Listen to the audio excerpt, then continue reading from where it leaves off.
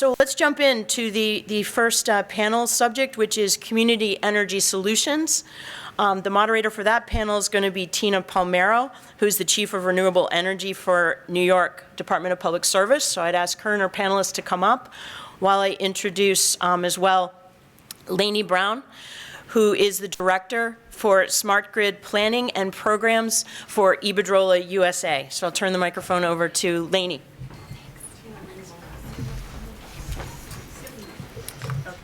Thank you very much, and thanks for the opportunity to be here. I'm really looking forward to the discussions that we're going to continue to have. So a little bit of an introduction of our company, our demonstration projects, and I think opportunities, problems that we want to solve. A little bit about Iberdrola. So we are a global company, the 5th largest energy company in the world, and the largest wind producer.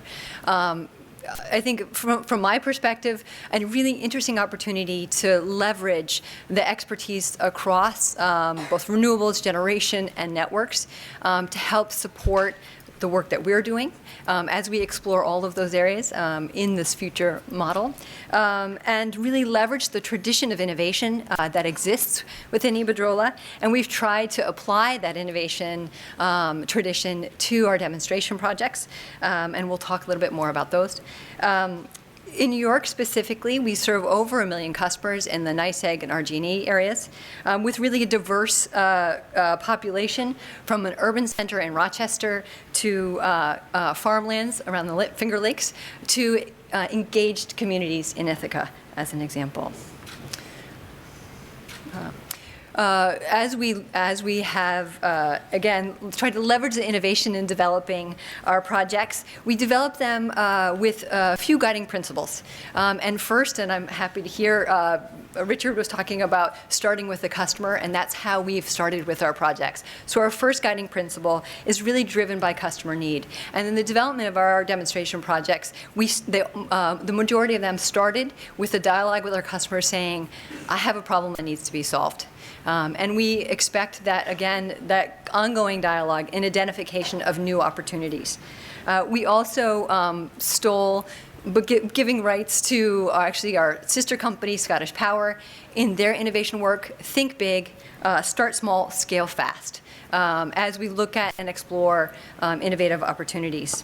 The other guiding principle is really developing a platform, both for the market, to engage and enable the market, but also a platform for our growth, and for, I think, for partner growth. And lastly, animating by innovation. So we know that we as an organization will need to be more innovative as we explore new areas, but we also know we're not going to do it alone, that we will do that in partnership with innovative companies looking for solutions. So just quickly on our demonstration projects, we've proposed and are working on developing 3 of them. The flexible interconnect solution, which is developing alternative interconnect solutions to support larger scale distributed generation on the distribution system. Our energy marketplace that is speaking to the platform in terms of providing customers and the market a platform to explore and provide new energy products and services. And lastly, Community Energy Coordinator, which provides a coordinated approach to provide community-scale distributed energy resource solutions to support sustainable energy communities. Further areas we want to explore, really building off of when we know there's so much more, but as we've learned a tremendous amount just in the first weeks of putting together implementation for these projects, really a suite of solutions for interconnection. We know we're just at the tip of the iceberg, and we expect a continuing and ongoing need to develop innovative solutions in that area. Also exploring more our role from a utility perspective in terms of the role of market maker. How do we leverage platforms to enable and expand service offerings for all customers? And lastly, expanding innovation around customer engagement is really going to be a critical component of REV going forward. So really maybe to queue up for community energy, the dialogue around communities. a brief overview of our project. The Community Energy Coordination Project is really, again, developed from the dialogue that we had and ongoing dialogue we have with Ithaca and Tompkins County, really exploring, in the words of the community leaders, how we as a utility can enable the community's energy goals. How do we support that? Really leveraging the assets, information that we have. So we want to provide a coordinated approach to purchasing DER that can lower costs for customers, help create sustainable energy communities, and provide new business models for the utilities. Our role in this project is really as that facilitator and market maker, where we will coordinate, working with the community, coordinate stakeholders in an integrated plan, where we will leverage our system knowledge and all the communication mechanisms that we have with customers, the relationship we have with customers, to really provide for the market, recruit and quantify a group of customers in an aggregated way so that we can actually purchase DER at a lower cost for customers and support the community goals. So with that, I will pass the baton to the panel. Thank you very much. Great. Thank you, Lainey.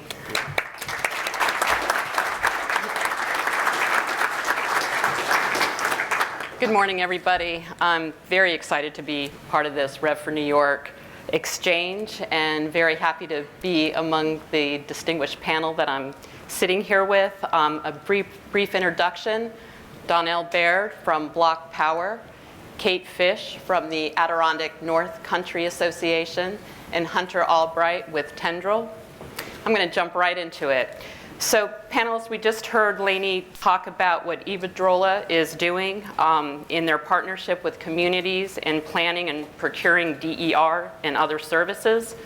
Thinking about the types of business models that you employ or activities that you engage in, have the utilities been a part of that? If so, how, and how do you see their role expanding? Don, I'll start with you. Oh boy, okay. What was the question? I'm just kidding. We've had a really productive relationship with Con Edison within the REV framework and within their Brooklyn Queens demand management framework, where they're looking to defray a $1 billion CapEx expense to upgrade a local power substation that needs upgrading, and instead are pursuing a kind of energy efficiency and distributed generation set of investments across Brooklyn and Queens.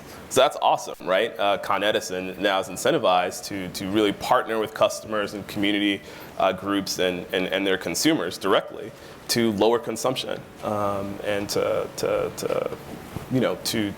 create local distributed generation. And so as part of that framework, we've been really fortunate to work closely with them as they pursue, what is a new business model for them. Great. That's great. Yeah. How about you, Kate? Yeah, so the utility that we probably work with the most is National Grid. Is your mic on, Kate? Is my mic on? Yes. Okay. Sorry. Go Yeah. ahead. Yeah. Okay. And the project that I think I'm going to be talking about on this panel will work much more closely with the utilities in terms of rolling it out. And can I just take a minute and say, Sure. We've been working, my organization has been working on energy for the last 5 years with NYSERDA primarily. And Richard, I have to say, it's so exciting to see what the state of New York is doing in terms of just pulling everything together and really taking a leadership role in terms of driving clean energy, addressing climate change, and all of those things. So it's exciting. Hear, hear. It's an Yep. exciting time to be working in the state of New York on energy projects. So I just want to commend you. Great. More later on our relationship with utilities. Thank you, Kate and Hunter. And I think from our perspective at Tendril, we're working with a number of utilities, and we'll echo what Richard and Lainey talked about really putting the customer first. And we think that all of the vision of sort of what REV stands for and is trying to achieve has to start there, and because we have to know what the consumers want, what the consumers' needs are, and how to engage with them in a more relevant way, I think, for the larger vision to come true. Good. Excellent. So in looking at communities. You know, communities can be large county, municipal levels. They can be small. You know, one of the programs that Richard did mention is the Community Distributed Generation Program that New York recently adopted, where you know you need 10 members to be in that community. So when you look at the different sizes of communities, do you see that there are certain business models that fit with larger, like Kate, you deal with many counties up in the North Country of New York. Donnel, you deal with more smaller, you know, inner city communities. I mean, is there a different business model that you see that fits with different size communities? Please. So, as my title suggests, Adirondack North Country, we come from the most rural, I come from the most rural part of the state. The territory that we cover, I think, is 38% of the land geography of the state, and it's a little over 1% of the population. So you can see that we're very, very rural. And the challenges are fairly different there. We've been working, my organization's been working on energy for the last 5 years, as I said. Boots on the ground, we know our communities, we know the people, we know the municipal governments, and we see the kinds of challenges that they're up against. So these are, in many cases, small municipal governments. And let me step back for a minute. The North Country has some interesting challenges in terms of building efficiency. Across the nation, 40% of greenhouse gas emissions are caused by buildings, created by buildings. In the North Country, we're about 45%. So that's a result of older buildings, older leaky buildings. You know, they were built in the 1910s, 1920s. Like 70% of our buildings were built before 1940. So you can see there's some just endemic issues there. North Country residents pay a higher percentage of their energy bills than most other people in the United States. That's, again, because older leaky buildings, we have very little access to natural gas, so people are overly dependent on oil, and we have long, cold winters. For those of us who love that, that's great, but anyway, it's just a reality of the situation. So we've gotten to know our communities, and we've identified there are 3 barriers that prevent municipalities from moving forward actively in renewable energy and clean energy projects in energy efficiency. And those are lack of staff on municipal governments. These are, you know, small, often volunteer boards, often volunteer mayors, and they do not have the staff to address energy issues. Lack of being able to sort out, you know, the municipal governments are now being approached by many organizations with a variety of different PPA agreements and all of that, and they come to us and say, you know, who should we go with? Which is the company that we should trust? So there's a lack of ability to sort out what are the best ways to go in terms of employing renewable energy options, and then lack of access to financing. So we have developed a program that is designed to address all 3 of those things. And what's interesting in the North Country is, despite all of that, we are leading in other ways. So we produce 31% of the state's renewable electricity, and that's mostly hydro, wind, and some biomass. And I want to say, for the people out in front with the picket signs, there was a coal-fired plant on the Fort Drum base in Watertown that has recently been converted to a wood biomass plant. It's producing 60 megawatts of electricity and employs 175 people out in the communities, in forest jobs and all that. I was there a couple weeks ago, and they're running trucks 24/7 into the plant, bringing in locally produced wood chips. So there's a solution for the remaining coal-fired plants here. And so we produce 97, as I said, 97% of the electricity is from renewable sources, and it's a large percentage of the state's renewable. But at the same time, our buildings are struggling. So Right. I'll get into the details of that program. as we take this further. Okay, and thank you. And just, are you seeing those same type of barriers that Kate just mentioned in the smaller communities? Sure, there are parallels. In Brownsville, Brooklyn, for example, which is a really tough neighborhood, lowest income census tract in New York City. It's where Mike Tyson's from. It's smack in the middle of the Brooklyn Queens demand management zone, and the buildings are older and extremely leaky and highly inefficient because low-income communities have not been able to make investments to maintain their properties over time, and so there's 3 decades of disinvestment from the buildings, and so energy consumption, there's an overconsumption.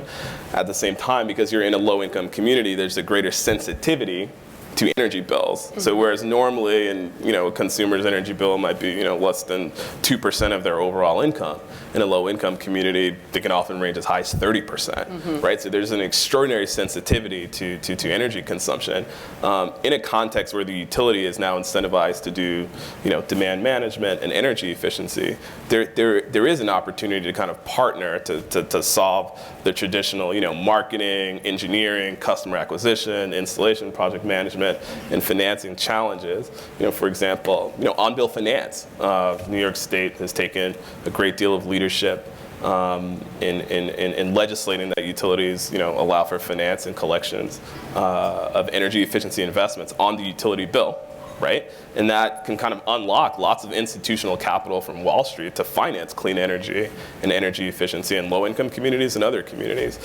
We've actually at BlocPower taken it a step further, and under our work with NY Prize have proposed a formal joint cooperative ownership structure between Con Edison and local tenants in public housing in New York City. And Con Edison, to their credit, has been totally game, for this to partner 5149 community ownership to incentivize tenants in public housing who right now pay no electricity bills and kind of just don't care if they leave their air conditioning on 24 hours a day. How can you incentivize them to manage their own behavior and partner with Con Edison to lower that demand in times of peak demand, so that there's a shared set of incentives there? And we think co-ownership and partnering around operations and maintenance of a community-owned microgrid or a DER, distributed energy cooperative composed of solar and battery backup, it's an interesting idea. And because of some of the similarities and parallels, we can kind of push some innovative business models. And again, Con Ed, to their credit, in the context that Governor Cuomo and Mr. Kaufman and the folks here have created this awesome platform for us. Folks are game for it and willing to try it. Good. So do communities reach out to you, or are you out there soliciting communities in terms of how to, in terms of giving them outreach and what to do and how to make good energy choices? Is that something that, is it a little bit of both? Yeah, I think that's a great question. I actually came up with the idea for BlocPower as I was heading into Columbia Business School. I'd worked for President Obama on his stimulus. They'd allocated $6.5 billion of energy efficiency financing, which we wanted to use to partner with the private sector to bring institutional capital and create green municipal bonds. It was going to be awesome. And some of it happened, some of it didn't. But as we were kind of sifting through the failure, I wanted to learn personally more about finance. And I got a call from my favorite pastor in Brooklyn, Reverend Johnny Ray Youngblood, and he said, my energy bill is killing me. It's killing my congregation. It's 30% of our overall operating budget. We have a couple $100,000 in revenue, $300,000 a year in revenue, top line, and we're spending $120,000 of that to heat and cool the church, right? And so, in many instances, you see, an anchor institution in a highly distressed community that's kind of struggling to keep its doors open and continue to provide a set of services to the local community because of its energy costs, and that they are a customer in pain. So for an early stage startup, entrepreneur like myself, that's music to my ears. The customer's pain is just music to me, and you do see in a good way. So you do see in many instances these communities kind of reaching out for help. The challenge is there is a deep mistrust of financial institutions and, unfortunately, energy service companies. Not only in these communities but across across many consumer segments. And of course, utilities poll lower than President George Bush in many communities. So how do you navigate that mistrust in order to get something done? That's a very good point. Hunter, what about business models for different sized communities that you've dealt with? Yeah, well, I'm going to actually pick up on the music theme that Donnel mentioned here.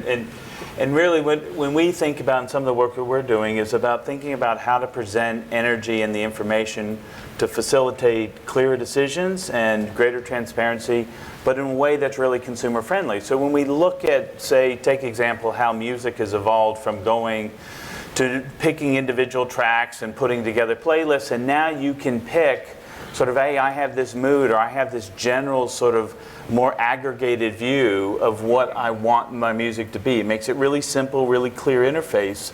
And so I think there's a great opportunity to be tailoring the information in the messages for a small community or even a more urban environment, so that it's relevant to the consumer. They're getting offers, they're getting messages that are appropriate to them personally, so they can understand what the financial or other implications might be, but it also is in the context of their peers and their sort of neighborhood, so it feels really real, and they know who they can go talk to engage and to get something moving. That's great. Good. You know, one of the priorities of REV, and you've mentioned it already, is getting the low to moderate income, the underserved community more engaged in energy, and making, trying to get them engaged in the choices of energy that are out there in the community.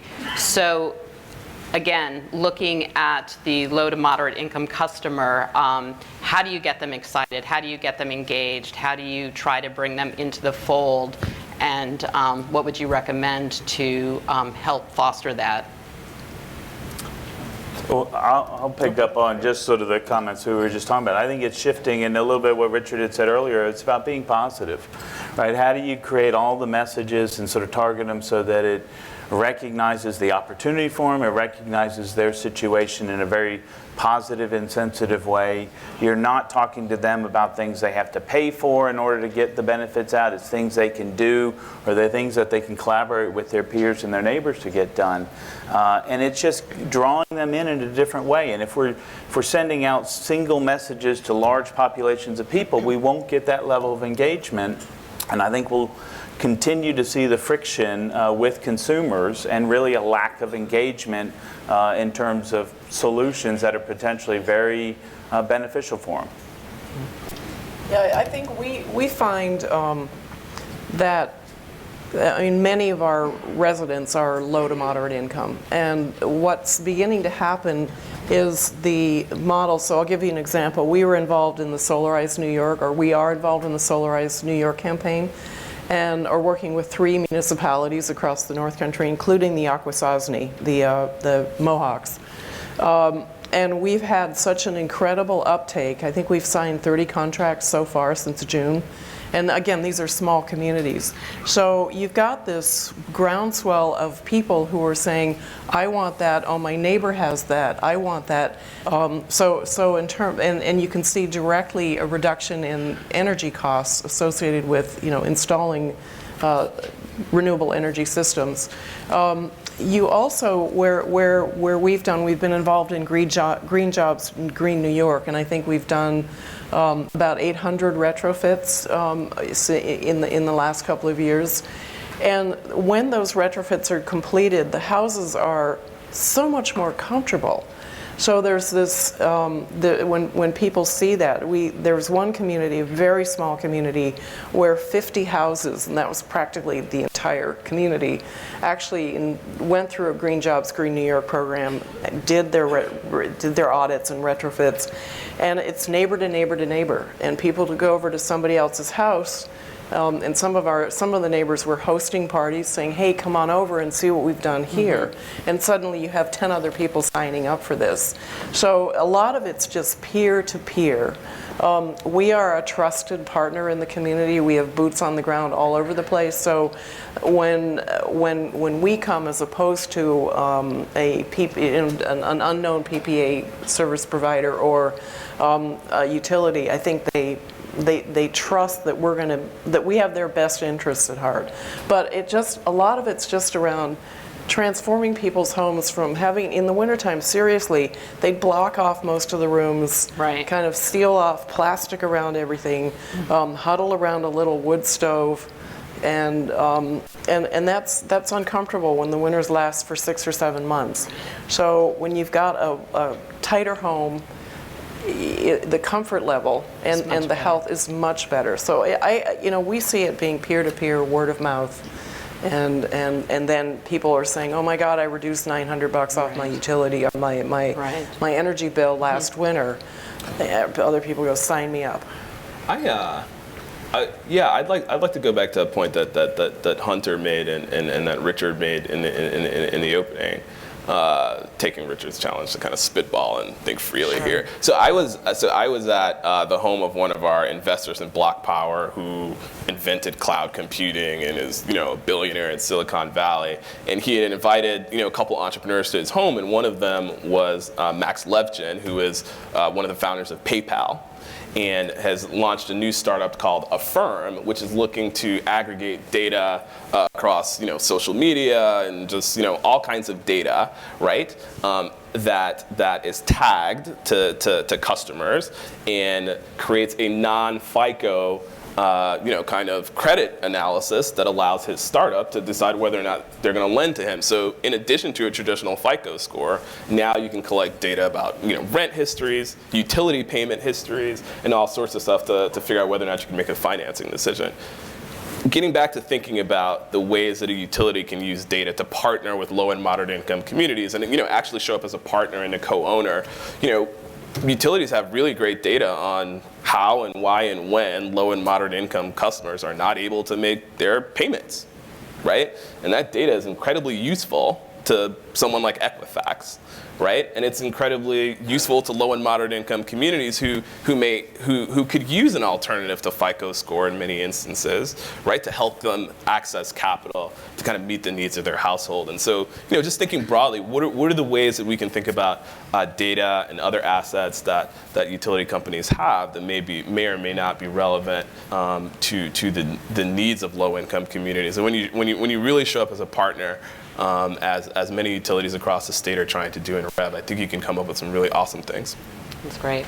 And just to quickly build on that, Tendril, we're working with a lot of utilities about how to actually do a lot of those what-if scenarios. So both at a consumer level to say, here's what your consumption would look like in the future, but if you change this, these would be all the benefits. And so that is fantastic for making it more real for consumer, and we're not talking sort of kilowatt hours. We can talk sort of dollars and cents in terms of how they benefit. We can take away any bill shock. We can look at different sort of pricing models to help give them certainty and less surprise.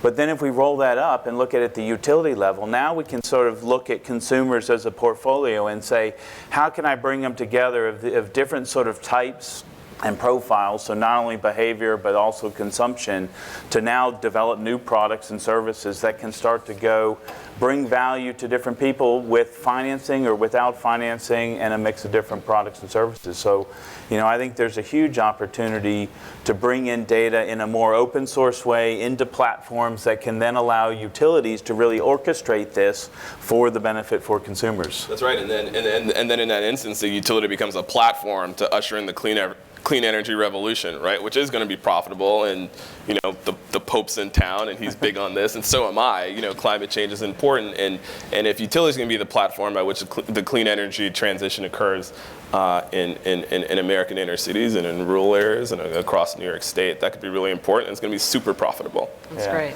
I think utilities are in the spot to lead that. They're seen as the experts around energy. I think everybody has to help get over the hump of how do they get seen as the trusted expert and the one that is consumer-centric and relevant to everybody that they want to connect with. So if you could design a REV demo project around community choice aggregation, I mean, what would it look like for you if you could design anything you wanted in that realm? Well, we're deep in the weeds of a Rev Track 2 demo project with Con Edison, and it structures around the opportunity for utilities under Rev to, in the instance of last resort, to become owners of distributed generation, right? Where the private sector may or may not have the wherewithal to kind of serve these communities because of the perceptions around financeability, the utility company can kind of step in and install and own distributed generation. Micah Koch from NYSERDA, talked with me last week to talk about how even the operations and maintenance of a set of distributed assets as a revenue stream for utilities, a kind of new service that may require some tinkering with regulation. But I think that kind of co-ownership, joint skin in the game, that is critical to how we think about REV and the way the utilities can kind of think about their relationship to low-income communities. And so we are designing a REV project around that model. Good. I have a couple of questions because as staff in the regulatory realm with looking at community choice aggregation, the Commission has launched a proceeding. There are a number of issues that have to be decided on, and I won't get into them, but one of the things is, it'll be based on an opt-out program. So for communities who want to take charge of their energy, it would, instead of having to sign up individual customers would opt out. Do you have any concerns about an opt-out program as opposed to an opt-in program? And what do you see in terms of, your constituencies, your community, if the outreach was done well, would you still have concerns? Speaking for my incredibly independent, don't mess with me, don't impose anything on me kind of attitude that is across the board in the North Country, the opt-out, that may pose a bit of a problem. If they feel that it's being imposed on them or something is being decided for them, that's just a characteristic of the people. They're fiercely independent, and they trust when a community leader. So one example that really seems to be working is there's a guy who's a town councilman in the town of Chester in just south of Essex County, and he's very, very conservative, and he's very independent, does not like, the APA, the Adirondack Park Agency, for example, drives him crazy because there's so many restrictions and all of that. And on his email, it says, please print this email, instead of, right. Please do not print. It says, forests are a renewable resource, please print this email. So he's that kind of guy. So he installed. Sounds like a great guy. He is, he's great. He installed solar panels on his municipal building and is now driving a Prius. So here you've got this super conservative, independent-minded, don't, impose anything on me. But when it makes sense for my community, economically, I will do it. Okay. So I think, having those kind of community role models, and the idea of having this guy who's saying, print your emails, standing in front of his Prius, in front of his solar panels, it's just this wonderful kind of example of somebody taking this on, and because it makes so much sense for his community from a financial point of view. So I think anything that smacks of the state coming in and trying to impose something on the groups, I think will be less well received. It's a long road to build that kind of trust. Yeah, I echo that. I mean, I think it takes significant work to make sure that the correct relationships and kind of infrastructures in place. But given that, given that type of kind of platform of relationships and trust, opt-out is great, right? It really creates a significant opportunity.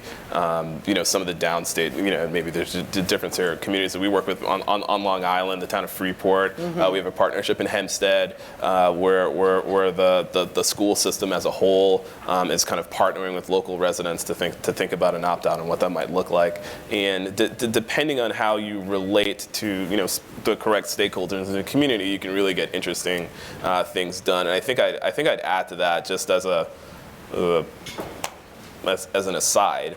The job creation and economic development components of this can be incredibly important in kind of leading with that and paying attention to the kind of job creation opportunities for parts of a local community.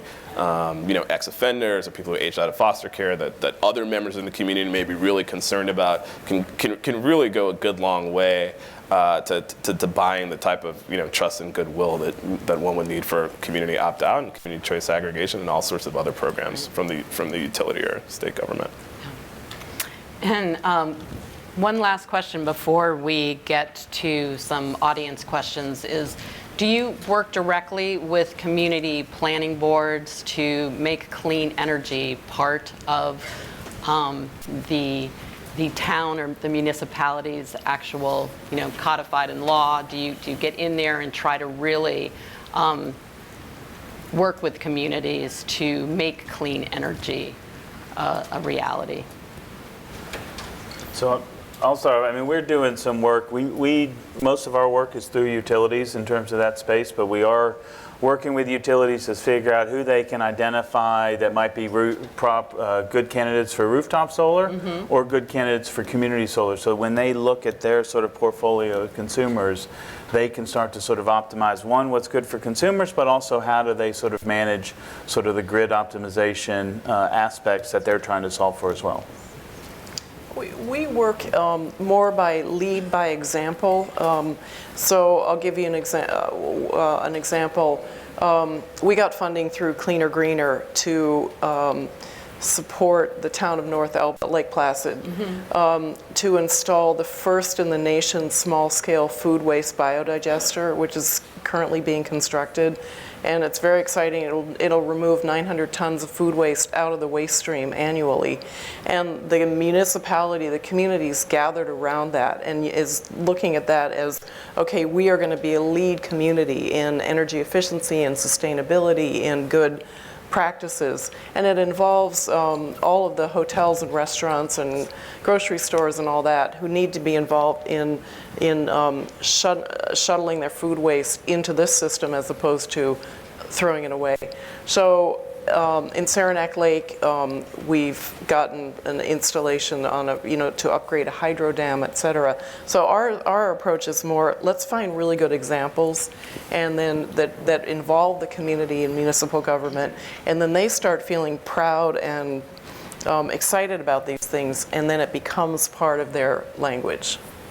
We think hardcore legislation and municipal participation is critical, and I'm a New York City resident, and our beloved mayor Bill de Blasio is here, and he's a progressive, and that's not popular in certain parts of the state, but he has made a serious commitment to reducing New York City's climate carbon emissions. I think it's 80% by 2050 and 40% by 2030, and he went to the Vatican and said it there and came back and said it here. And having that kind of regulatory framework, again, as a platform is really important. We at BlocPower, even though we're an early stage startup, we have the privilege of advising the de Blasio administration as they think about how to retrofit 1,000 to 2,000 buildings in central Brooklyn, right? What does that look like at that scale, to have the city government kind of partnering with the utility company and with ourselves and solar developers and energy efficiency providers and battery installers and kind of all the great technologies that the private sector has to offer on a platform where we can kind of think about a city scale, neighborhood scale set of clean energy projects in a city as complicated as New York City. And then you think more broadly, what does it look like to have the city help you think about the kinds of permits that are necessary for a replacement of a 60-year-old decrepit boiler with a high efficiency boiler from Miura in Japan, or a smart pump from Grundfos in the Netherlands, right? And so the installation of these smart devices and how they communicate with one another and communicate with the utility company and with servers, et cetera, and with your smartphone. All of that's on the table, I think, when you can have a partner at the local legislative level. That's good. Good. All right, so we have a couple of questions from the audience, and one of them is, who are the important local stakeholders for partnering with to get through to communities? Obviously, the mayor is a good start, but the other locals that you really go to say, hey, this is what I'd like to do in the community, and they're your go-to people in each of those communities.